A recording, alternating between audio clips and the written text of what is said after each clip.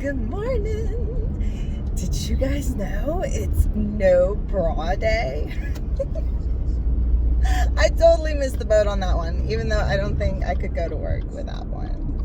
It is October 13th, guys. October. Thank you so much, Summer Bolts, for calling me out. Please, guys.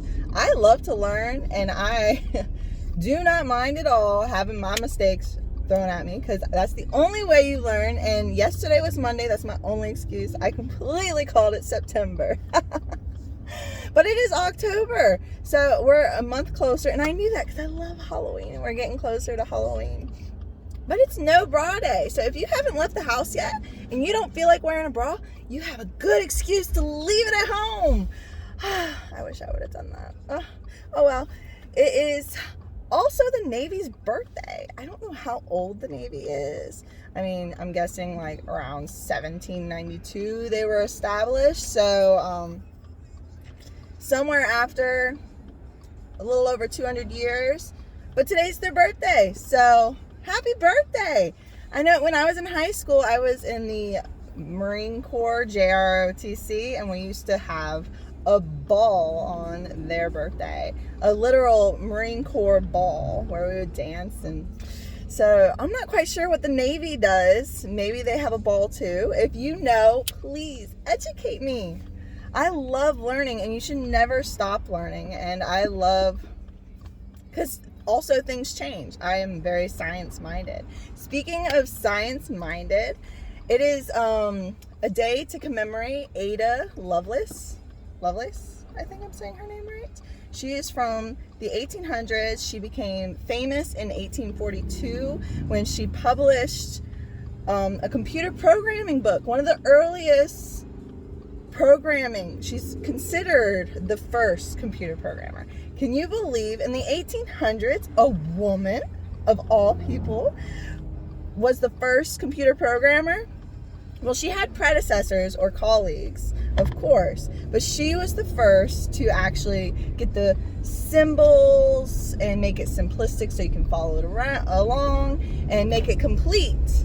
So she's kind of like took a bunch of strands and put it together and made a complete legible thing that people could actually follow and recognize and bring forward and start towards, what we call computers. And it's super complexity these days. So I thought that was amazing. I don't know very much about this woman, but very smart. And I read that she had died young, like in her 30s, 36 I think, to cancer.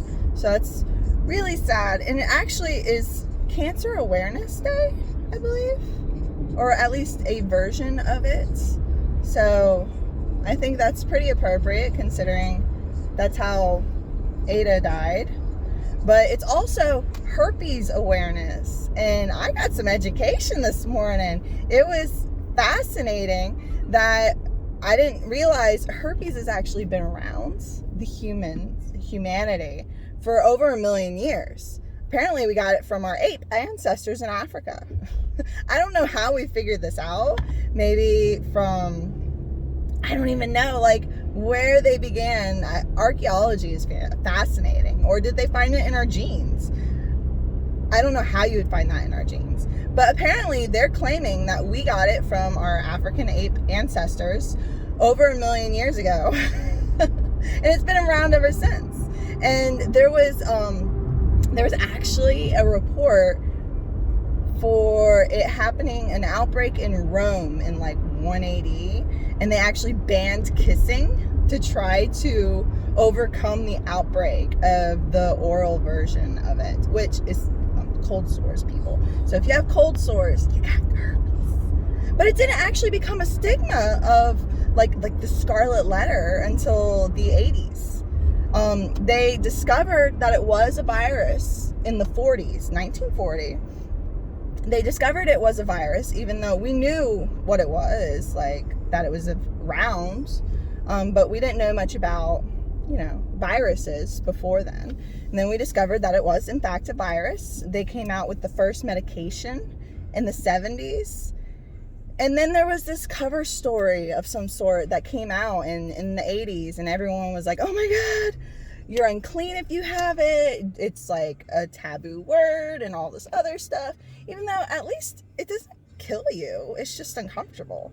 And apparently, just this year even, and a few years before this, they've been coming out with medications that completely snuff out the symptoms. So you don't ever show symptoms if you have it and you take this medication, apparently, which also makes it very, very difficult for them to spread it. So we may be coming to an end with it if we get everyone who has it on the medication, maybe. But only 16% of the population supposedly has it or knows they have it.